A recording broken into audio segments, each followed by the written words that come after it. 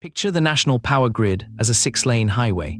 For decades, everyday cars, homes, small businesses and factories have zipped through toll booths without breaking a sweat.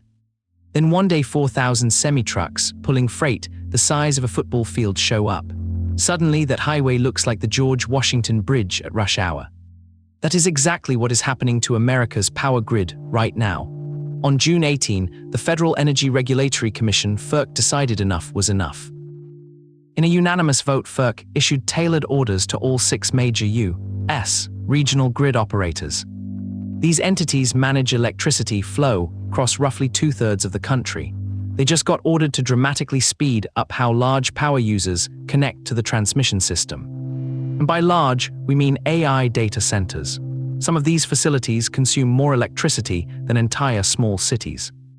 These orders are not suggestions, they are commands with real teeth. Grid operators get 30 days to file a report. They must prove exactly how they will keep power generation ready for new and existing large facilities. Regulators do not want guesses, they demand hard numbers. Operators have 60 days to defend their current pricing for massive data centers. They must rewrite the rules entirely. That is a bold move.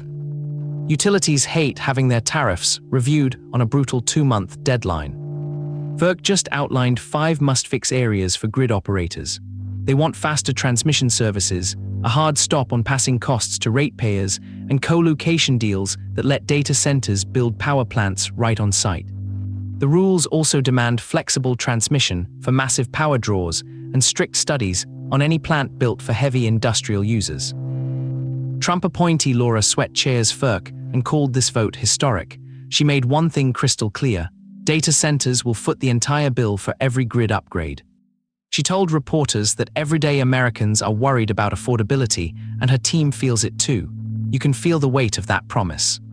Nobody outside energy policy circles is talking about how AI infrastructure is fundamentally breaking the grid's original design. The United States is sitting on a power crisis most people still ignore. We already have roughly 4,000 data centers running right now. Another 3,000 are either planned or actively breaking ground. But the power grid was built when the biggest industrial load was just a steel mill. It was never engineered to handle server farms running massive AI models. In some regions, the interconnection queue stretches out for years.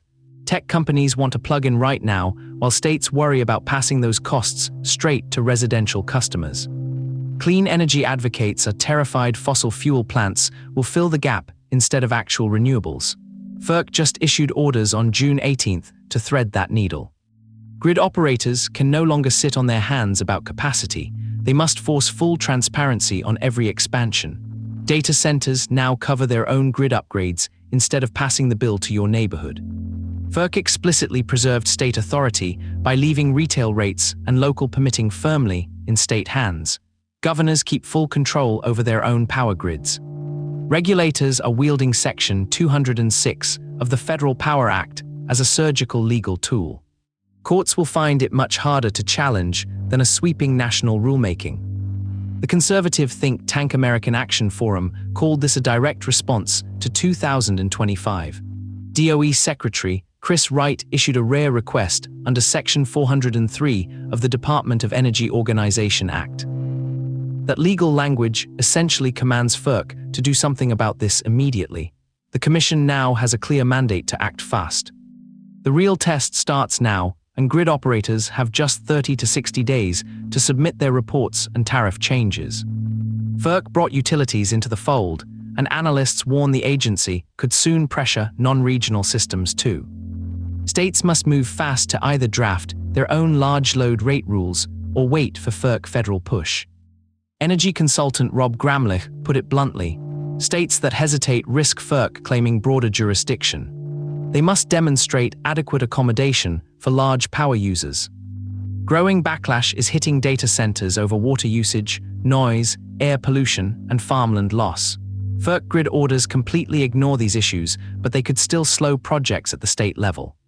A data center lawyer put it bluntly: the grid and old rules were never built for this pace or scale of AI demand. FERC is signaling that standing still is no longer an option. The fast lane is open, but the road ahead is still rough. If that made it click subscribe, we break down the frontier of tech and AI every day.